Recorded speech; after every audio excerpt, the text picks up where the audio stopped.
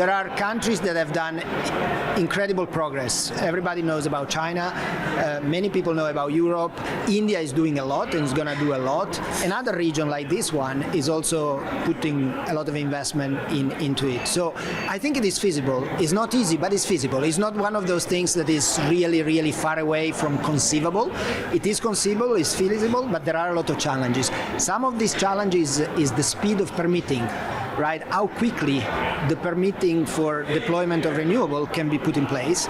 The other challenge is the social and environmental impact also of renewable energy, because when you start occupying a zone with wind or solar or other solution, of course you have to make sure that the social, the local people, the social component of it are positive and people not get affected negatively on their own. So the classical NIMBY, not in my backyard, right? So all of these issues need to be addressed. But in terms of capacity, there is the money and there is the production of this technology. So I do think it's feasible, but it's not easy.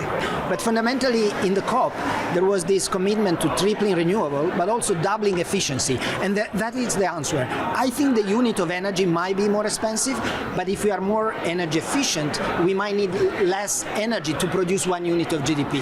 And so that's where the compensation is to produce whatever, this will need only 1 unit of energy instead of 2, then automatically that unit of energy can cost double and still wouldn't change the price, right? So I think it's feasible, but again, we need to put in place also all this transformation of energy demand action that will bring much higher efficiency.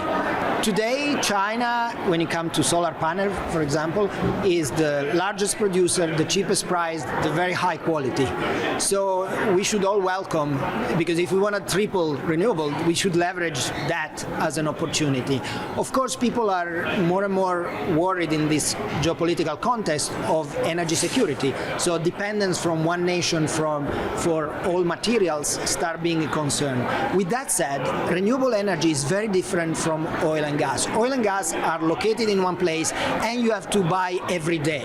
Renewable energy, once is installed for the next 30 plus years, will stay there. So I think I understand this concern and they're legitimate. But today, while other countries will build their supply chain for producing more renewable in an affordable way, I think we should really leverage the engine that is China when it comes to renewable energy production.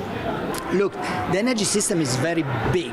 It's very big and complex. And to think that the current energy system is completely going to retire and the new energy system is going to be born. By the way, a new energy system that will need to supply almost double the GDP of today when you talk about 2050. So we'll have double the GDP of today and an energy system that supplies that. To think that the current system will completely disappear, I don't think is realistic. As you are hinting, I think it's very important that the emissions are taken away. The enemy is not fossil fuel. The enemy are the emission. And so all the measures that can be taken to make fossil fuel carbon neutral, carbon capture, direct capture, and all the solutions that there are out there, they should really be deployed so that we leverage the existing and we don't throw away the baby with the bathwater, as the people say.